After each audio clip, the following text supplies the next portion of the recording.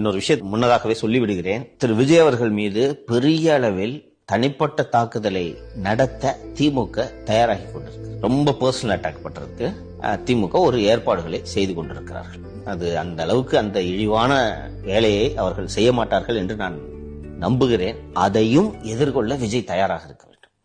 விக்ரவாண்டி முதல் மாநாட்டில் சொன்னது என்னன்னா, ஏங்க வந்துட்டேங்க, நானு வந்துட்டேன், இனிமேல் பர்சனல் அட்டாக் பண்ணுவாங்க, என்னை பத்தி விமர்சனம் பண்ணுவாங்க, என்னுடைய குடும்ப சம்பந்தமான விஷயங்களை பேசுவாங்க, மொத்தத்துல என் மேல மொத்த போக்கசிங் கொண்டு வந்து ஒரு விமர்சனத்தை வைப்பாங்க அப்படின்னா அது ஆரம்பிச்சது. அப்படியே ஆரம்பிச்சது தொடர்ந்துகிட்டே இருக்குது. இதுக்கு சொல்றதுக்கான காரணம் என்னன்னா, இப்ப வந்த செய்தி, செங்கல்பட்டு நீதிமன்றத்தில் விஜயோடைய மனைவி சங்கீதா விவாகரத்து கோரி மனு தாக்கல் செய்திருக்கிறார்.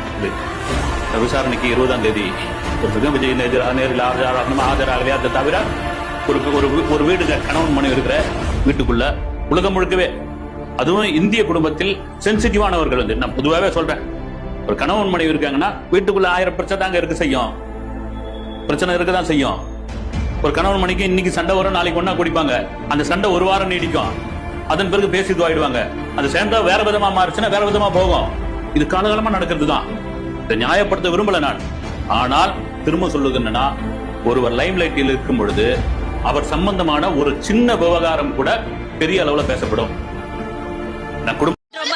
திமுகவோட சதிதான் ப்ரோ, முழுக்க முழுக்க இது டிஎம்கேவோட சதிதான். தீய சக்தியோட வேலையை காமிக்குது. இது என்ன தீய சக்தி வேலையை காட்டினாலும் தூய சக்தி தான் ஜெயிக்கும். எங்க அண்ணனை என்ன பண்ணாலும் அவங்க தோக்கடிக்க முடியாது, அவர் தான் ஜெயிப்பாரு. இந்த நமக்கு எதிராக அவ்வளவு அவதூறு பரப்புறாங்க. என்னென்ன அவதூறு பரப்புறாங்கன்றது உங்களுக்கே நல்லா தெரியும். ஆனா அவங்களுக்கு தெரியாது, என் மேல அவதூறு பரப்புனா அது மக்கள் மேல அவதூறு பரப்புற மாதிரின்னு. எனக்கு அரசியல் தெரியலன்னு சொன்னா அது மக்களுக்கு அரசியல் தெரியலன்னு சொல்ற மாதிரின்னு. என்ன அசிங்கமா பேசினா அது மக்கள் அசிங்கமா பேசுற மாதிரின்னு. எனக்கு எதிராக செய்யற ஒவ்வொரு செயலும் அது மக்களுக்கு எதிராக செய்யற செயல் அவங்களுக்கு தெரியாம போச்சு. இந்த விஜயும் மக்களும் வேறு வேறு இல்லை. இந்த விஜயும் மக்களும் ரத்தமும் சதையும் மாறி, உடலும் உயிரும் மாறி, ஒன்னிலிருந்து ஒண்ண பிரிக்கவே முடியாது. எஸ், சென்சிட்டிவான சென்டிமெண்ட், அது சென்சிட்டிவான சென்டிமெண்ட்.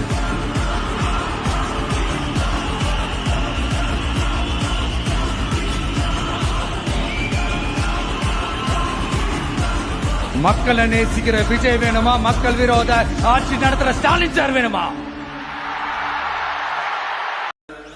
அவ்வளவு ஈஸியால இந்த உலகத்துல நம்மள வாழ விட்டுற மாட்டாங்க. போட்டு ஒரு வழி பண்ணுவாங்க. 4 பக்கத்துல இருந்து போட்டு நம்மள ஒரு பிரஷர் பண்ணுவாங்க. வேற வழியே இல்லை. அதெல்லாம் தாண்டி தான் நம்ம வந்தாகணும்.